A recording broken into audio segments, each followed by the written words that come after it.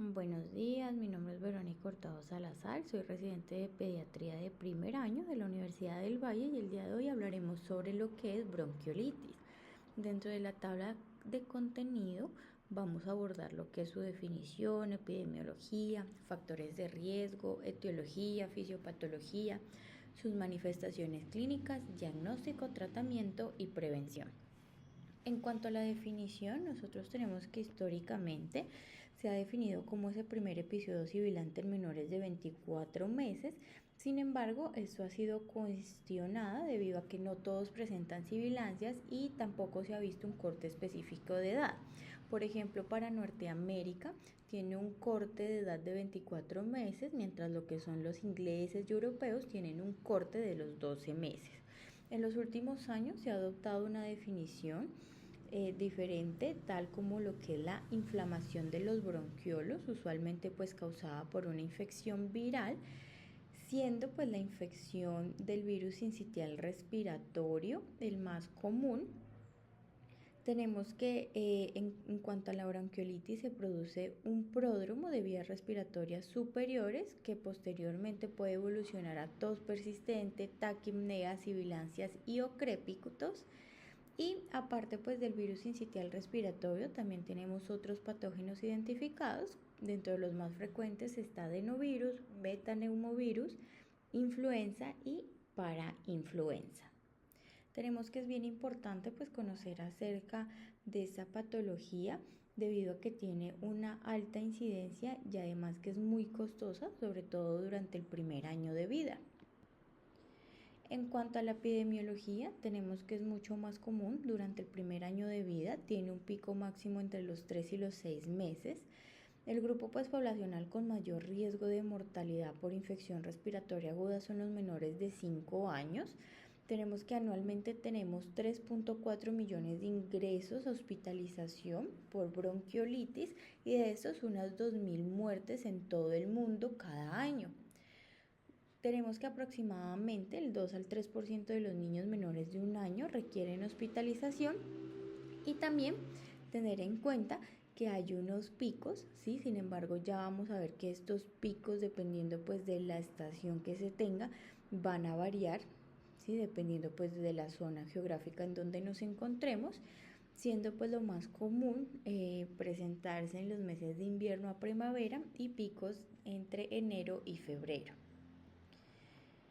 En cuanto al comportamiento epidemiológico de lo que es la IRA en Colombia para el 2024, esto fue entre el 7 al 13 de abril, se habló que en menores de 5 años la mortalidad fue de 0.71 casos por cada 100.000 menores de 5 años. Se notificaron aproximadamente 119.752 atenciones tanto por consulta externa también como por urgencias. Y en cuanto a la hospitalización en sala general, fue mayor en los niños de un año con un 25.1%, seguido de los niños de los 2 a los 4 años en un 22%. Ya en cuanto a la hospitalización en UCI, fue mayor en los niños de los 2 a los 4 años con un 27.1%, seguido de los niños menores de un año del 24.7%. Aquí pues se muestra la circulación viral identificado entre las semanas epidemiológicas del 8 a 11 y del 12 al 15, en donde se ven pues los grupos poblacionales con mayor riesgo, que son los menores de 5 años y los mayores de 60 años.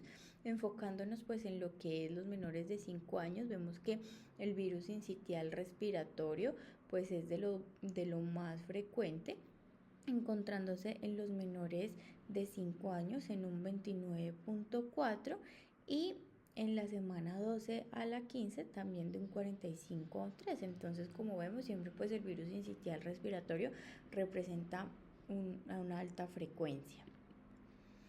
Aquí pues tenemos que este estudio pues de prevalencia y periodicidad del virus sincitial respiratorio en Colombia fue publicado en el 2017, en donde se habla de esos picos dependiendo pues de las regiones, enfocándonos pues en lo que es nacional. A nivel nacional se habla que de abril a junio, de septiembre a noviembre, y enfocándonos pues en nuestro en nuestra geografía en Cali, que se presenta más que todo de los meses de diciembre a febrero.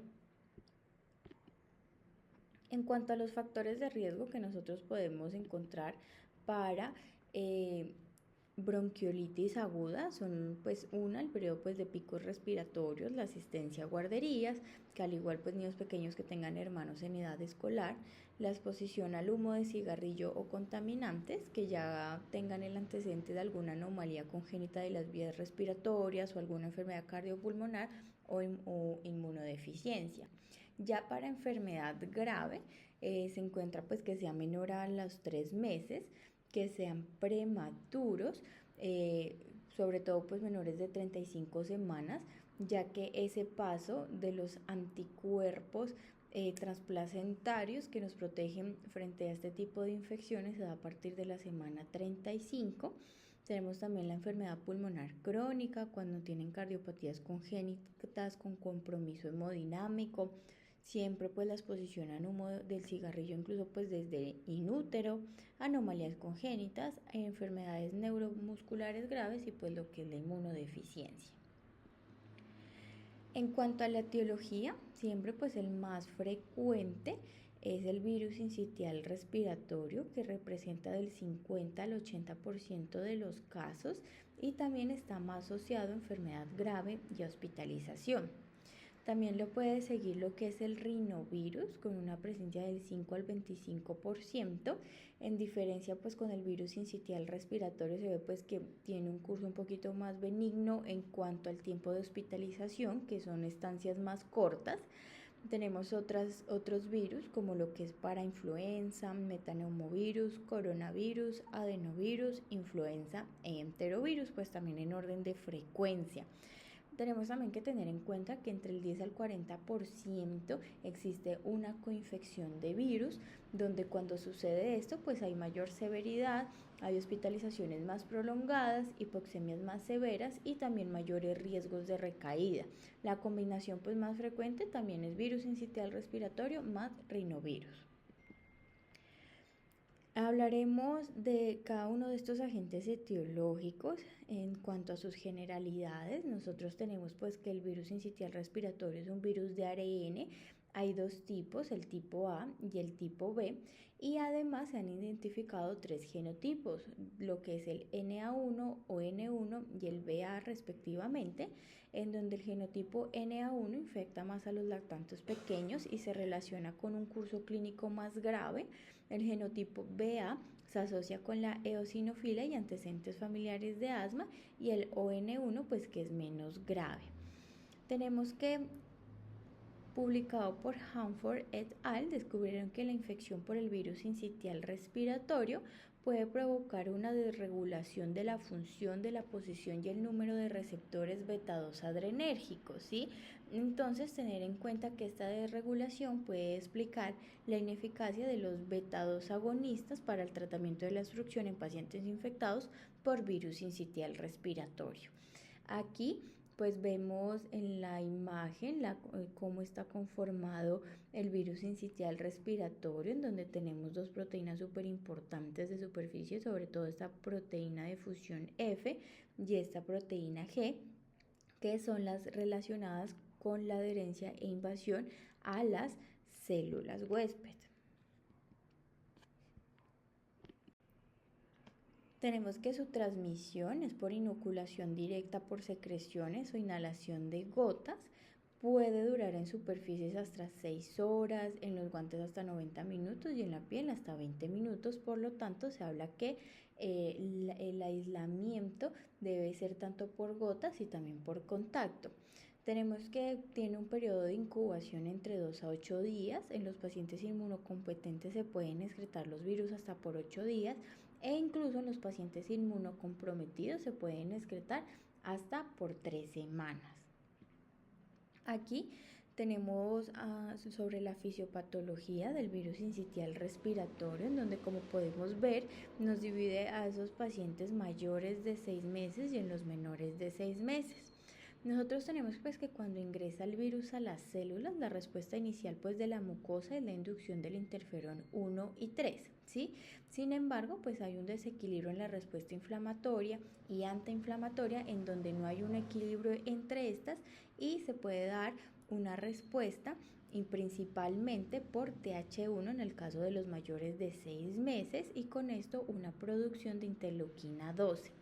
En los neonatos, por el contrario, se da en menor cantidad y predomina más la respuesta TH17 e interleuquina 17, lo cual ha estado relacionado con mayor severidad de los cuadros.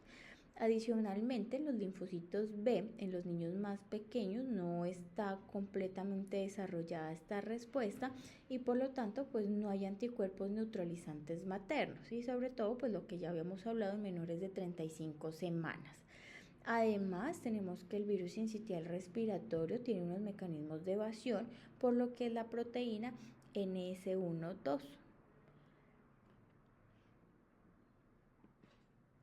Ya continuando con el rinovirus, pues tenemos que es un enterovirus ARN de Picornaviridae, que es su familia, es el segundo virus más común. Este se presenta con frecuencia en niños mayores de 12 meses y también se ha hablado que hay una predisposición atópica. También tenemos lo que es el tipo A, ¿sí? Que se asocia pues a infecciones del tracto respiratorio inferior y las tipo C que se asocian más que todo a sibilancias graves.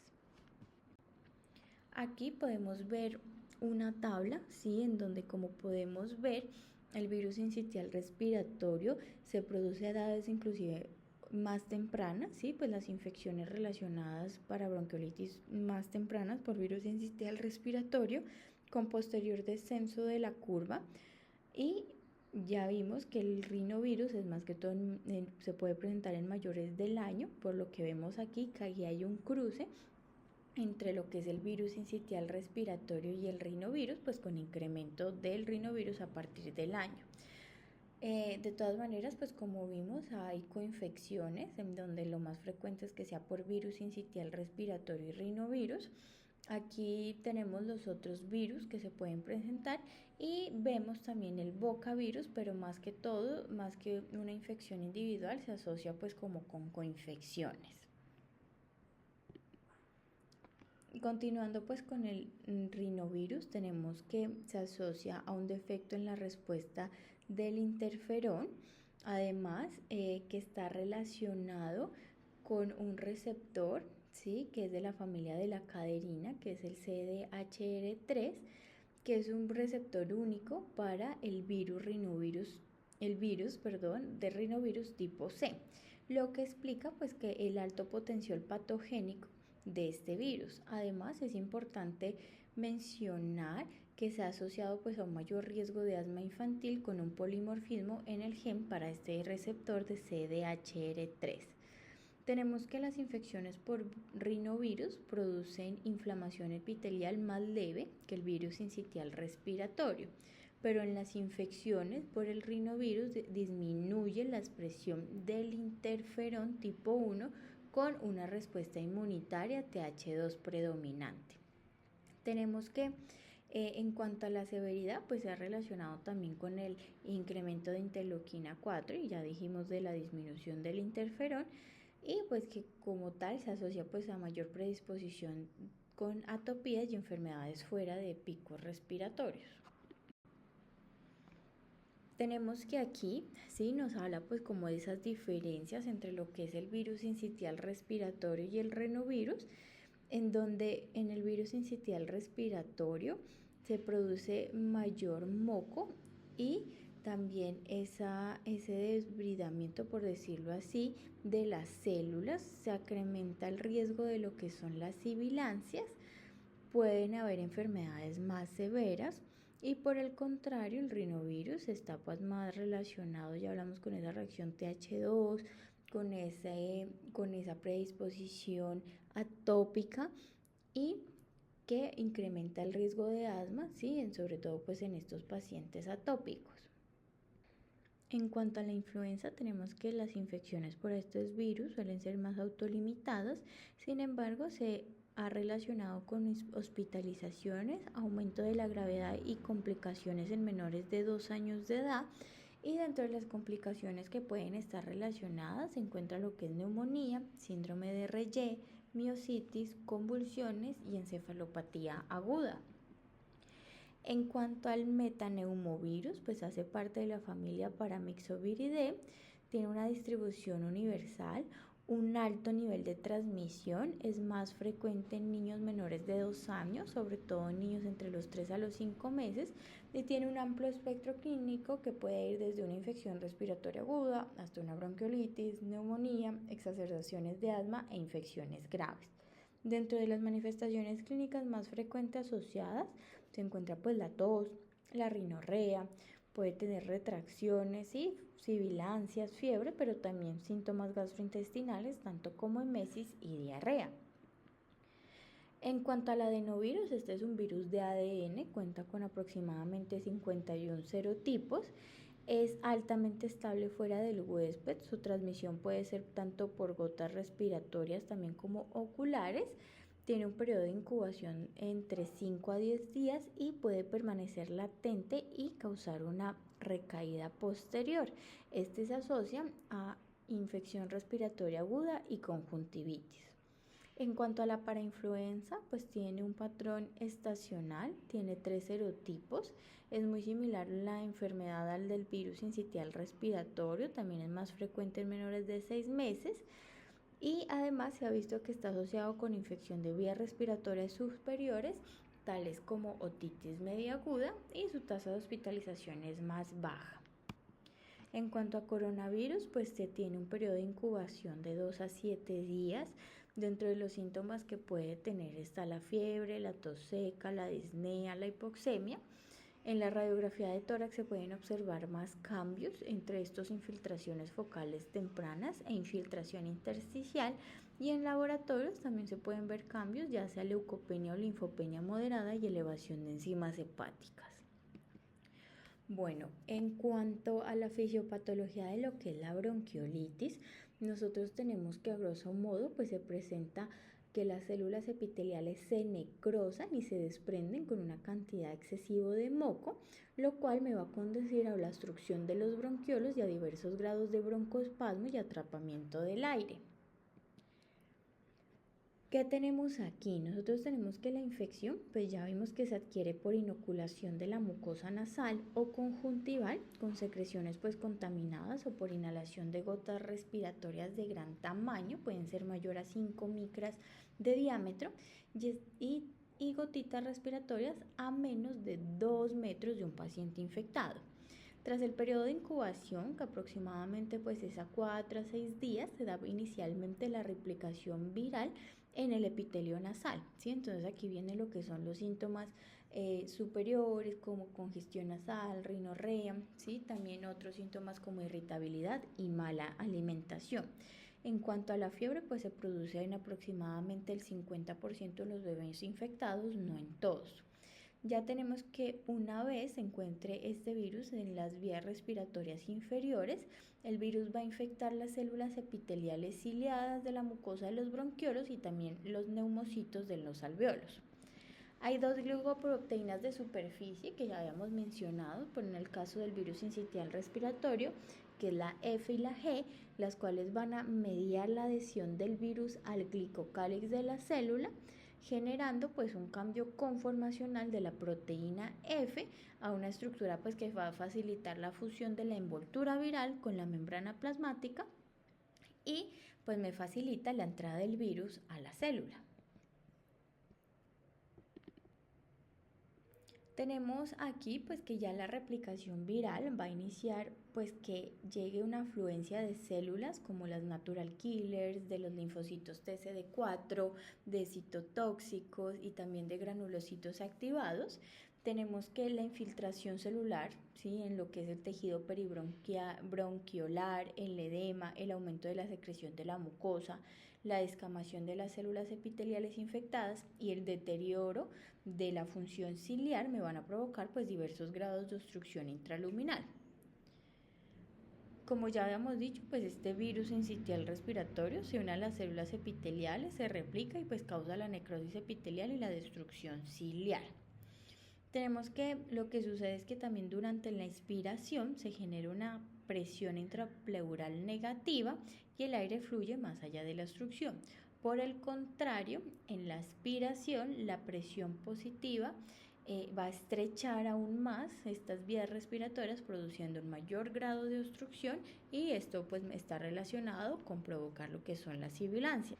Aquí pues ya juntando todo, entonces ya vemos que esta obstrucción intraluminal va a ser generada tanto por esta infiltración celular del tejido peribronquiolar, por la sobreproducción de moco, por la descamación de las células epiteliales infectadas y por ese barrido ciliar ineficaz.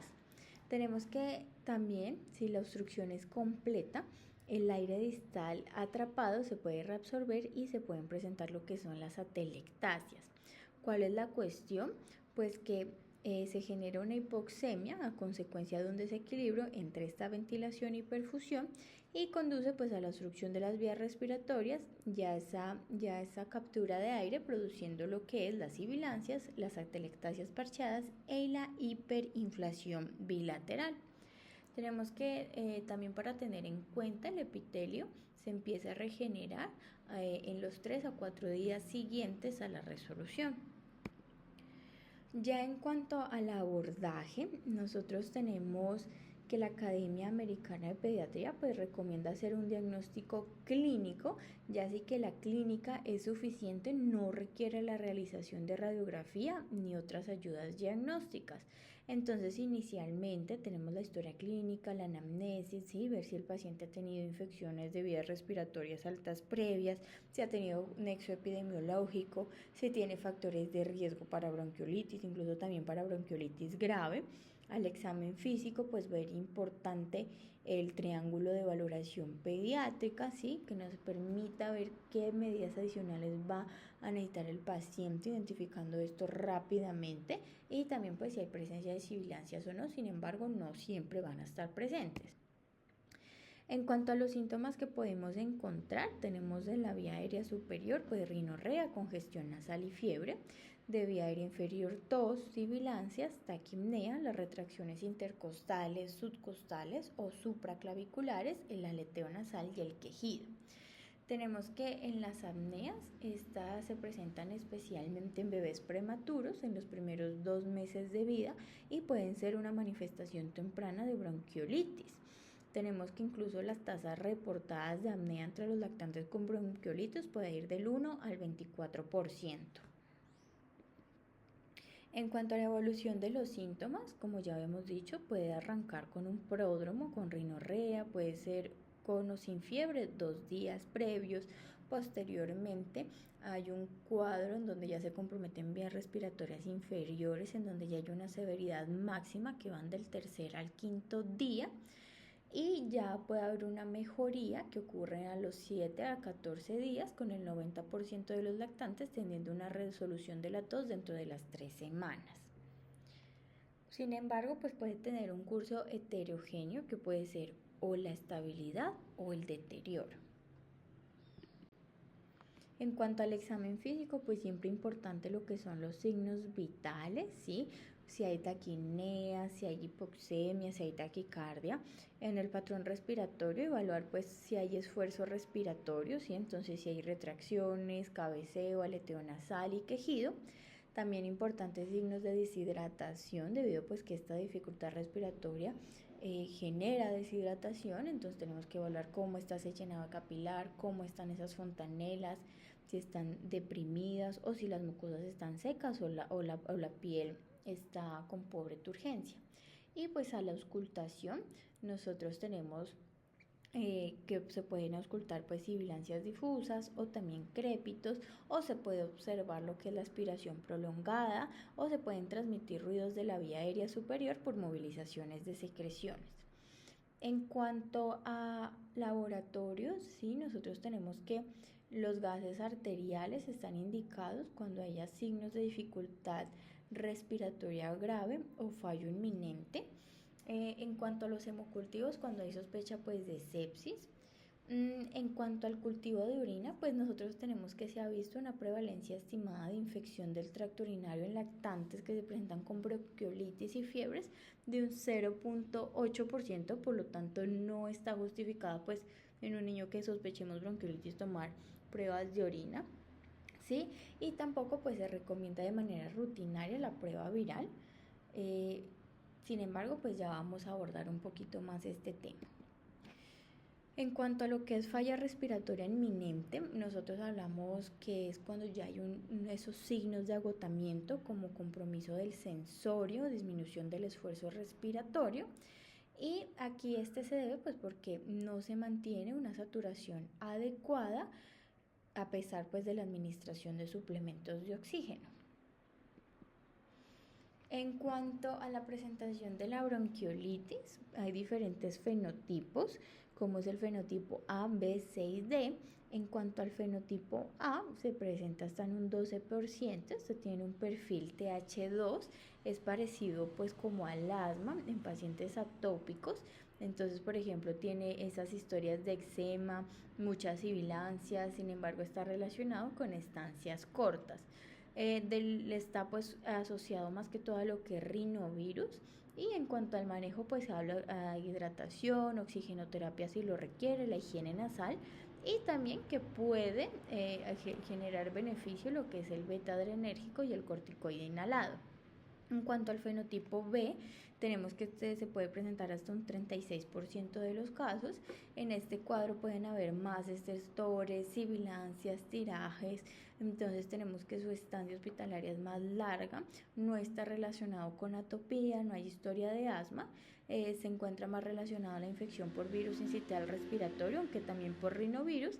Y en cuanto a manejos, pues también hidratación, oxigenoterapia si lo requiere, higiene nasal, y también indicación de beta-2 y de corticoide inhalado. Ya en el fenotipo C, que se puede presentar en un 34%, aquí hay mucha tos, estertores, hay menos sibilancias, hay tirajes, se puede presentar falla respiratoria, hipoxemia.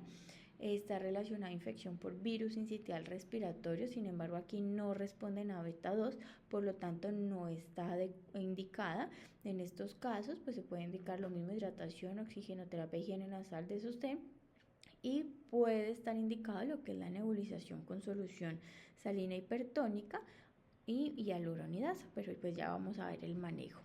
En el fenotipo D, que es del 17% de los casos, es el cuadro más frecuente de bronquiolitis, no responde a beta-2, sin embargo es un cuadro leve, incluso no suelen concentar o son de manejo ambulatorio, y aquí se presenta pues como con rinorreas escasas o nulas sibilancias, y la etiología más probable es que sea por rinovirus. En cuanto a la severidad, sí es importante clasificar la severidad y el riesgo de severidad posterior al diagnóstico. Tenemos que la puntuación de Good modificada ha sido validada para calificar pues la gravedad de la bronquiolitis. Tenemos que la puntuación clínica tiene 3 objetivos: una, discriminar pues la gravedad de la bronquiolitis, predecir la hospitalización o permitir la evaluación de la efectividad del tratamiento propuesto. Tenemos varios ítems estos o parámetros, como lo que son las sibilancias, la presencia de retracciones, cómo está esa frecuencia respiratoria, frecuencia cardíaca, cómo está ventilando y si hay cianosis o no. Dependiendo de esto, pues se dan puntajes del 0, 1, 2 y 3, y la puntuación final, pues leve menor de 3 puntos, moderado de 4 a 7 puntos y grave mayor de 8 puntos. En cuanto a las ayudas diagnósticas, tenemos que el diagnóstico de bronquiolitis aguda, como ya habíamos mencionado, es clínico, y particularmente en esos lactantes previamente sanos que consultan pues con su primer episodio de sibilancias durante un brote comunitario. En cuanto a la radiografía de tórax, pues tenemos que se puede encontrar si se la realizan. Se puede encontrar hiperinflación, infiltrados macroscópicos típicamente migratorios, atelectasias posobstructivas, llenado peribronquial, ¿sí? Sin embargo, tener en cuenta que la radiografía de tórax no está recomendada de rutina para el diagnóstico ni el manejo de la bronquiolitis. Tener en cuenta además que la misma anormalidades que se encuentren en la imagen no están relacionadas con la severidad de la enfermedad, ¿sí? Eh, ¿En quiénes se puede considerar? En esos pacientes que tengan una dificultad respiratoria severa, que por ejemplo requieran manejo en UCI o se sospeche de alguna complicación o se quieran establecer también diagnósticos diferenciales. En cuanto a la detección viral, pueden ser muestras nasofaringias, lavado bronquialveolar, del tejido pulmonar, se pueden procesar mediante inmunofluorescencia o por ELISA, PCR o cultivo directo. Sin embargo, no reduce ni los ingresos hospitalarios, ni la estadía, ni la duración del antibiótico. Cuando se ha visto pues que puede estar indicado cuando se quiere hacer un aislamiento del microorganismo, ¿sí? Sobre todo en los casos de estudios epidemiológicos y cuando tengamos un diagnóstico dudoso. En cuanto a otras ayudas diagnósticas, tenemos que pues el número de leucocitos y el recuento diferencial son generalmente normales, ¿sí? Por lo tanto, pues las pruebas de sangre y orina no se recomiendan de manera rutinaria. En cuanto a los gases, no tampoco de forma rutinaria, sino pues en esos pacientes graves.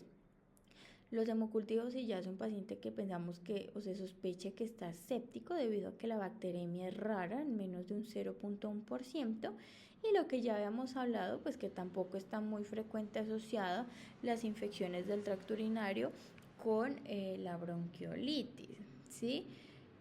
Sin embargo, hay otras recomendaciones que nos dice que en menores de 60 días con fiebre se los puede estar indicado.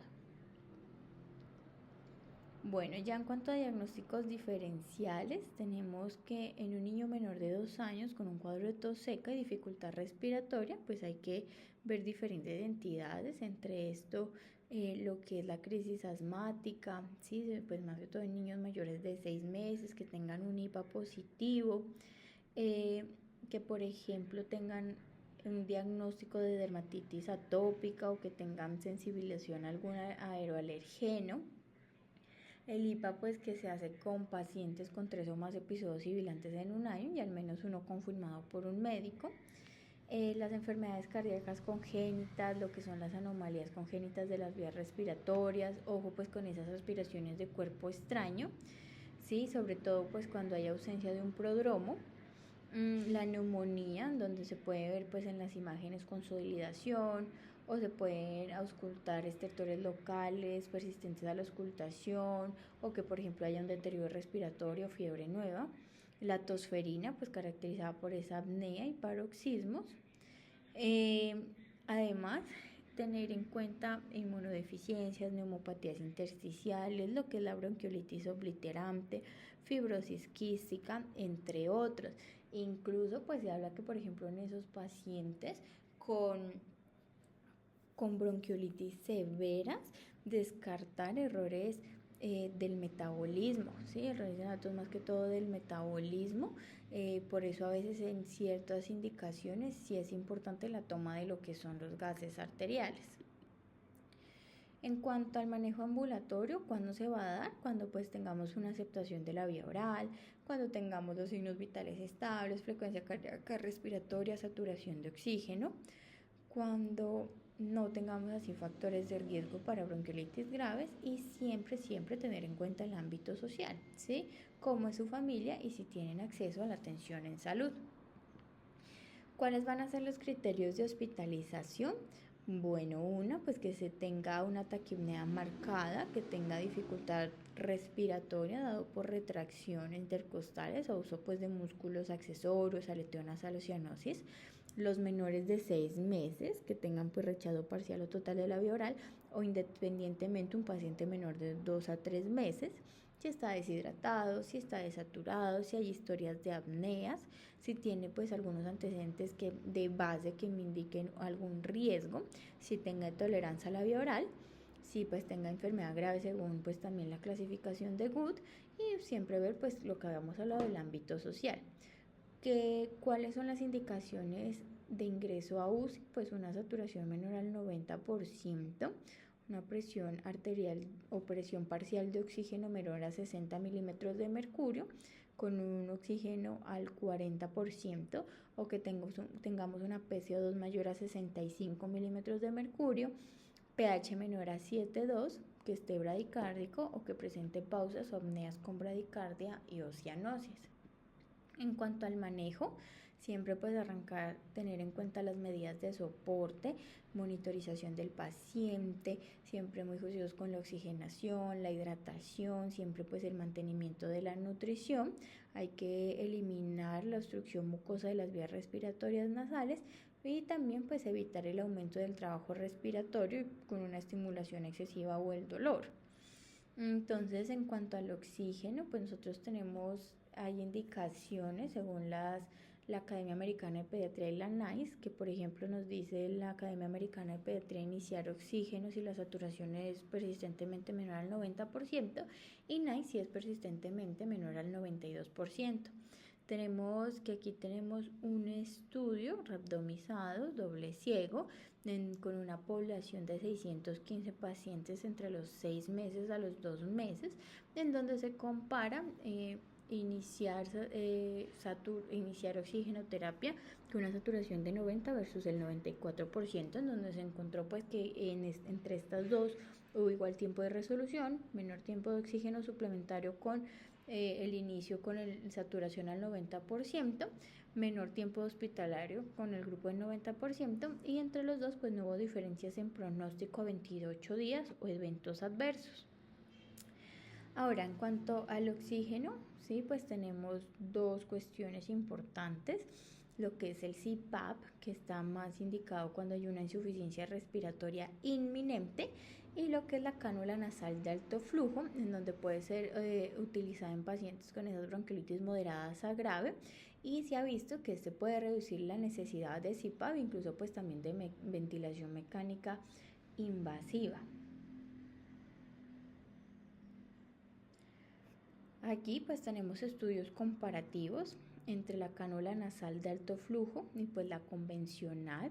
Este fue un estudio multicéntrico randomizado controlado en menores de 12 meses que tenían bronquiolitis y requirieron pues oxígeno. Se encontraron dos grupos, uno que recibió terapia de alto flujo y el otro pues oxígeno a terapia estándar. Tenemos que se encontró que no hubo pues diferencia en el tiempo de estancia hospitalaria o de oxigenoterapia. Sin embargo, los niños con bronquiolitis que recibieron oxigenoterapia con alto flujo tienen significativamente menos tasa de necesidad de escalar la terapia por falla terapéutica en relación con los que recibieron oxígeno estándar. Entonces, esas cánulas de bajo flujo, las convencionales. Bueno, en este estudio pues he querido comparar también lo que es CPAP con lo que es la cánula nasal, ¿sí?, de alto flujo, en donde pues se encontró menor riesgo de fracaso terapéutico en los pacientes con CPAP comparados pues con la cánula nasal de alto flujo. Sin embargo, no hubo diferencias en otras variables como la necesidad de ventilación invasiva, estancia en UCI y la hospitalización. Y pues que los eventos adversos fueron más frecuentes en CPAP, sobre todo relacionados a lesiones en piel. Aquí en cuanto a CPAP, pues se realizó una revisión sistemática con 220 pacientes menores de 2 años, en donde se encontró menor taquipnea, reducción de la PCO2, mejoría en los scores clínicos y menor requerimiento de intubación orotraqueal. Sin embargo, pues como se mencionó al inicio, se habla que si tenemos un paciente, ¿sí?, moderado, en donde sabemos que puede progresar a una bronquiolitis severa, se puede iniciar manejo con cánula nasal de alto flujo y esto ha disminuido la necesidad del uso pues de CPAP y también pues de ventilación mecánica invasiva. Y como lo mencionamos anteriormente, CPAP indicado en esos pacientes con una falla respiratoria inminente. En cuanto a la succión nasal, tenemos que se basa pues en la instilación de gotas de solución salina seguido de una succión suave. No se debe realizar rutinariamente o pues si se realiza, la recomendación es que sea de manera superficial y no profunda debido a que pues me puede generar irritación y edema de la mucosa nasal. Tenemos que es cuando se debe considerar la succión de la vía aérea superior, cuando se tenga dificultad respiratoria, dificultades para la alimentación y apnea. En cuanto a la hidratación, pues nosotros tenemos que este sigue siendo una piedra angular en la terapia. Tenemos que los pacientes con frecuencias respiratorias mayor a 70, que tengan retracciones, cianosis, apnea, tienen más probabilidad de uso de ventilación mecánica y pues también de requerir hidratación parenteral.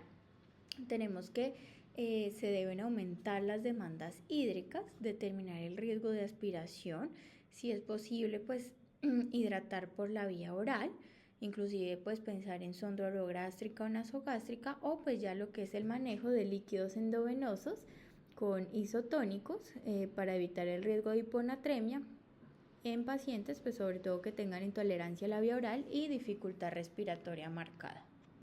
En cuanto a terapia respiratoria, pues en realidad la Academia Americana de Pediatría no la indican de rutina.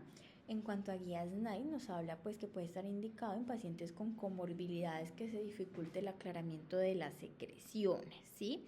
Aquí se revisó una revisión sistemática de 2 ensayos clínicos con una población de 1.249 pacientes, en donde la realización de terapia respiratoria o no generó diferencias en el tiempo de recuperación ni en la severidad y sin embargo pues aumentó la desestabilización y el vómito. ¿Qué otros tratamientos no se recomiendan de rutina? Pues lo que es el uso de antibióticos, lo que es solución salina hipertónica, sin embargo ya vamos a ver ciertas indicaciones, lo que es la adrenalina nebulizada, el salbutamol, montelukast, bromuro de ipratropio, corticoides ya sean sistémicos inhalados, entre otros. Tenemos que en cuanto a los broncodilatadores, como se mencionó, ninguna guía ni NICE ni AAP lo recomiendan. Este es una revisión sistemática de 30 ensayos clínicos en 1992 niños, en donde se evalúa el uso pues del salbutamol o pues también albuterol. Tenemos que sí se encontró una mejoría de scores clínicos, sin embargo, no se encontró diferencias en los ingresos hospitalarios, en la instancia hospitalaria, ni en el tiempo de enfermedad. Y por el contrario, se encontró aumento pues, de las reacciones adversas, tales como la taquicardia, la desaturación y los temblores. Aquí, pues, también hablándonos de lo que son los broncodilatadores, se encuentra pues que no mejoran la saturación de oxígeno, lo que ya habíamos visto que no reducen el ingreso al hospital después de un tratamiento ambulatorio tampoco, no acortan la duración de hospitalización, no reduce el tiempo de resolución de la enfermedad en casa y pues sí puede haber leve mejoría en los pacientes ambulatorios y debe ser sopesados frente a los costos y los efectos adversos de los broncodilatadores. En cuanto a la adrenalina nebulizada, tampoco está recomendada de rutina. Se realizó también este estudio con 19 ensayos clínicos con una población de 2.256 niños, en donde sí se encontró menos admisiones hospitalarias al día, pero sin diferencias ni en las admisiones hospitalarias al día 7 ni en la estadía hospitalaria. En cuanto a los corticosteroides, tampoco están recomendados en esta revisión sistemática de 17 ensayos clínicos con una población de 2.596 niños menores de 24 meses. No se encontró una diferencia significativa ni en el tiempo de estancia, ni en los ingresos hospitalarios, ni en las tasas de readmisión o reconsultas. Sí se encontró pues mejoría de los scores clínicos, pero cuando se hace la combinación, por ejemplo, de dexametasona sistémica y adrenalina nebulizada. En cuanto a la solución salina hipertónica al 3%, pues sí se ha encontrado que reduce el edema de las vías respiratorias, también disminuye el taponamiento de la mucosidad, mejora el aclaramiento mucociliar, se relaciona con la rehidratación del líquido de la superficie de las vías respiratorias, induce lo que es el esputo y la tos. Sin embargo, libera prostaglandinas E2 también, que induce pues, la movilidad ciliar. ¿Qué se ha encontrado? Efectos adversos, sobre todo en pacientes asmáticos relacionados con lo que es la liberación de la histamina y también pues, por ende con aumento de la broncoconstricción. Además, sí, nosotros tenemos que, aquí es otra revisión sistemática con 28 ensayos clínicos, una población de 40.195, en donde se encontraron resultados heterogéneos con respecto al ingreso y la estancia hospitalaria. Se encontró, pues, por la Academia Americana de Pediatría, que no hay un efectos significativos pues sobre estos desenlaces y pues que pueden estar relacionados con aumento de las secreciones y las sibilancias. La Academia Americana de Pediatría tiene solo una recomendación que dice que sí puede ser considerado pues en pacientes hospitalizados. En este ensayo clínico aleatorizado, ¿sí?, en donde se evaluó a 777 niños menores de 12 meses, en donde se comparó pues esa solución salina hipertónica al 3% versus pues normal, en donde no se encontró diferencias en ingresos hospitalarios. Sin embargo, con la hipertónica al 3% sí se encontró mejoría de los scores clínicos, pero más eventos adversos. En cuanto a la solución hipertónica al 7%, pues se ha encontrado que no reduce la gravedad clínica de la enfermedad, ni la tasa de admisión o duración de la estancia en comparación con la solución salina normal, ni tampoco la combinación pues de la hipertónica al 7% con la epinefrina ha mostrado pues mejorías en las puntuaciones clínicas en comparación con solución salina normal más epinefrina. Aquí, sí, en este estudio de 185 niños con una bronquiolitis moderada, se comparó el uso pues de la solución salina hipertónica al 3% más epinefrina y se encontró que los niños mejoraron significativamente en el grupo con epinefrina y también que la estancia hospitalaria fue significativamente más corta. Entonces, como vemos, sí se puede considerar el uso de la epinefrina nebulizada con solución salina hipertónica, pero más que todo pues al 3%. En cuanto a los antibióticos, pues había una cierta indicación, sobre todo los macrólidos, por el efecto antiinflamatorio inmunomodulador. Sin embargo, no está recomendado de rutina, solo si hay infección bacteriana. Se realizó pues también una revisión sistemática en 7 ensayos clínicos con una población de 824 niños, en donde se comparó pues ese uso de la citromicina con el placebo, en donde no se encontraron diferencias ni en la duración de oxígeno, ni en los síntomas, ni en la estancia hospitalaria, ni reingreso. En cuanto al Montelukast, no está recomendado, ¿sí? Aunque hay unos estudios que se han mostrado pues como menor estancia hospitalaria y mejoría de scores clínicos en las primeras 24 horas, en general los otros estudios han mostrado pues que no hay diferencias en estancia hospitalaria, ni en severidad de los scores clínicos, ni tampoco en la duración de los síntomas.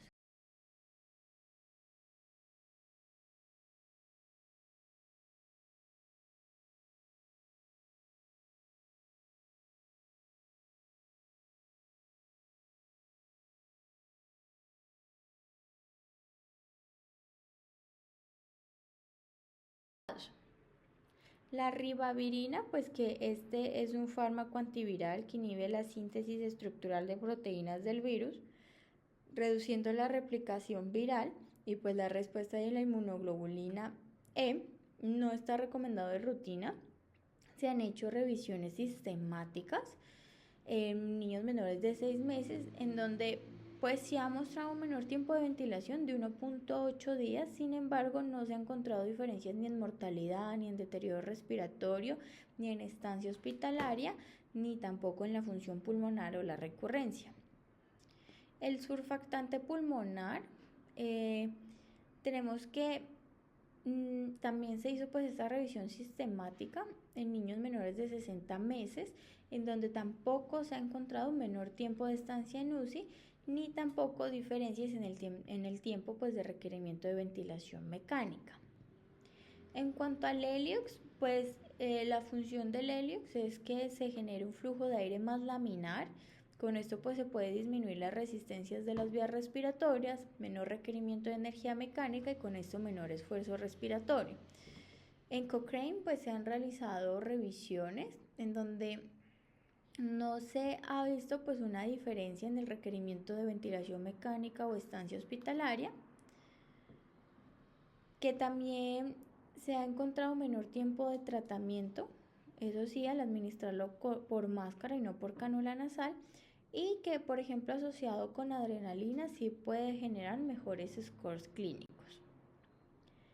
En cuanto a la adeneasa nebulizada, sí, se ha encontrado pues que en realidad el tratamiento no acorta la duración de la hospitalización ni mejora los resultados clínicos.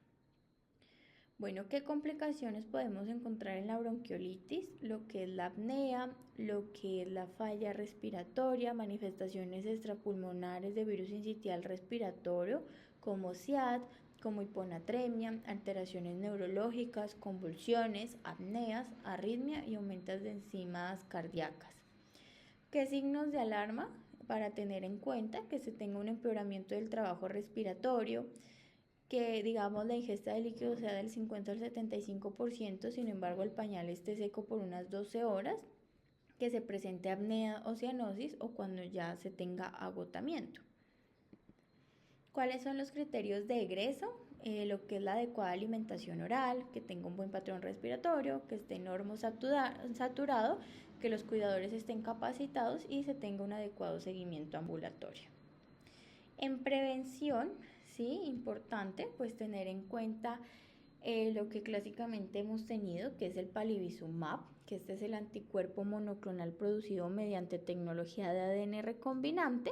Este va a estar dirigido contra el sitio 2 de la proteína F del virus sincitial respiratorio, que recordemos este está relacionado pues, con la adhesión de las células huésped. Y este es un sitio bastante conservado del virus, ¿sí? Tiene un efecto de neutralización, el palivizumab, y de inhibición pues, de esta fusión. En cuanto a dosis, se habla de una dosis de 15 miligramos por kilo una vez al mes durante un máximo de 5 meses durante los meses epidémicos. ¿Qué se ha encontrado con palivizumab? Pues una reducción del 55% en las hospitalizaciones por infección pues, por virus sincitial respiratorio. Tenemos que en los niños prematuros, pero pues sin displasia bronquiopulmonar, una reducción del 78% en las hospitalizaciones, y en los niños con displasia bronquiopulmonar una reducción del 39%. ¿Cuáles son las indicaciones del palivizumab? Los recién nacidos pretérminos que no tengan otra patología, menores de 29 semanas, hasta menores pues, de un año de edad cronológica. En los pretérminos menores de 32 semanas con displasia broncopulmonar, que tenga alguna enfermedad pulmonar o neuromuscular en el primer año de vida, pacientes con inmunosupresión severa en los primeros 24 meses de vida y también con cardiopatías congénitas que tengan alguna repercusión hemodinámica. Bueno, ¿qué hay de nuevo? Tenemos el nirsevimab, que todavía no se encuentra en Colombia, tampoco pues está aprobado acá, en donde pues también es un anticuerpo monoclonal, el cual irá contra el sitio antigénico 0 de la proteína F del virus sincitial respiratorio en su conformación prefusión. Tenemos que este es el sitio antigénico con mayor potencia de neutralización, incluso con afinidad in vitro hasta 100 veces mayor que el palivizumab. Este puede neutralizar tanto virus sincitial respiratorio A como B y se ha documentado mayor capacidad neutralizante, pues como dijimos que el palivizumab, 50 veces más potente. Además que la duración de la protección proporcionada con una única dosis de nirsevimab es de al menos 5 meses. Entonces también se asocia a mayor adherencia. ¿Cuáles son las indicaciones de nirsevimab? También se amplían más, en donde por ejemplo son en niños sanos menores de 8 meses que entran en su primera estación respiratoria del virus sincitial respiratorio, o los niños de 8 a 19 meses que tengan un riesgo aumentado o una enfermedad severa por virus sincitial respiratorio.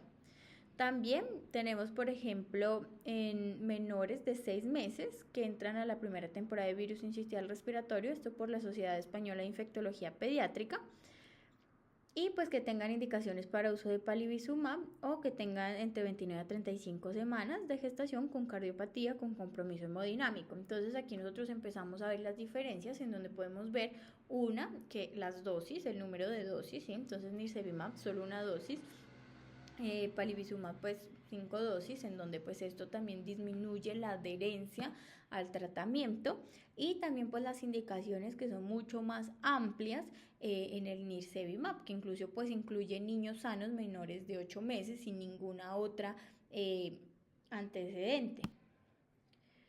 ¿Qué se ha encontrado en cuanto a estudios para nirsevimab? Ensayo clínico aleatorizado, de una población de 1.453 niños, pretérminos entre las 29 y 34 semanas, en donde se demostró que la infección del tracto respiratorio inferior que requirió atención médica fue de un 2.6% con nirsevimab en comparación a un 9.5% con el placebo. Y que también la hospitalización fue en comparación a un 0.8% con nirsevimab en comparación del placebo un 4%. Este otro estudio publicado por el New England Journal of Medicine, publicado en el 2023, en donde también nos habla pues de un ensayo aleatorizado en menores de 12 meses con una edad gestacional a las 29 semanas que estaban entrando en pico respiratorio tanto en Francia, Alemania y Reino Unido.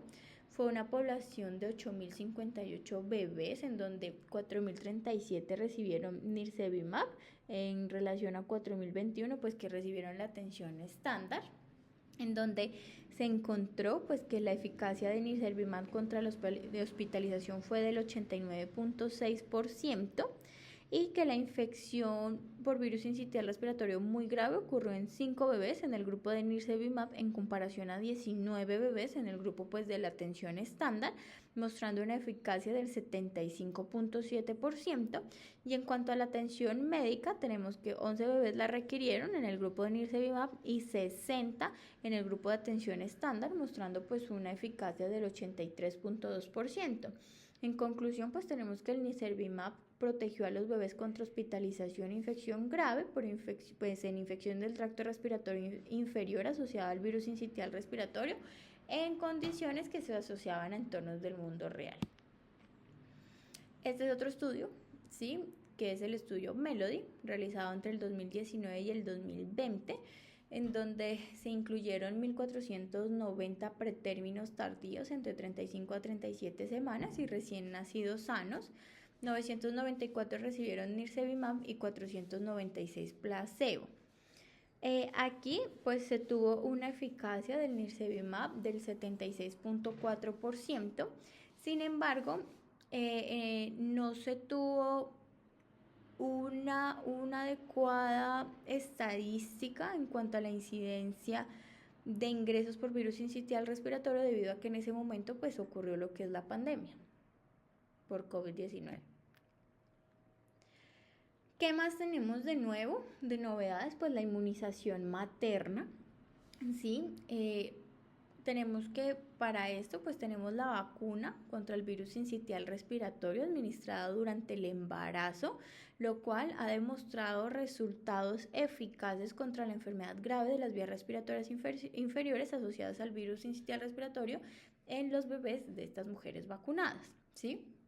Este es un estudio en donde se incluyeron 3.682 participantes maternas que recibieron la vacuna en comparación a 3.676 que recibieron el placebo. Estas pacientes pues con semanas entre las 24 a las 36 semanas, y tenemos que aquí se produjo enfermedad grave de las vías respiratorias inferiores dentro de los 90 días posteriores al nacimiento en 6 bebés de mujeres en el grupo de la vacuna en comparación a 33 bebés de mujeres en el grupo placebo, ¿sí?, mostrando una eficacia de la vacuna de un 81.8%. Además, se presentaron 19 casos y 62 casos respectivamente en los 180 días posteriores al nacimiento pues de la enfermedad grave por virus sincitial respiratorio, mostrando una eficacia de la vacuna del 69.4%. Esta vacuna fue aprobada por la FDA el 21 de agosto del 2023, dosis pues de 0.5 mililitros de forma intramuscular entre las 32 a 36 semanas. Como podemos ver, aquí se amplía pues este rango de la edad gestacional, debido pues que sí se ha asociado a abortos, ¿sí?, Por lo tanto, se amplió estas edades gestacionales para su aplicación. Sin embargo, pues continúa los estudios y tampoco pues el riesgo se ha demostrado ser muy alto. Bueno, muchas gracias.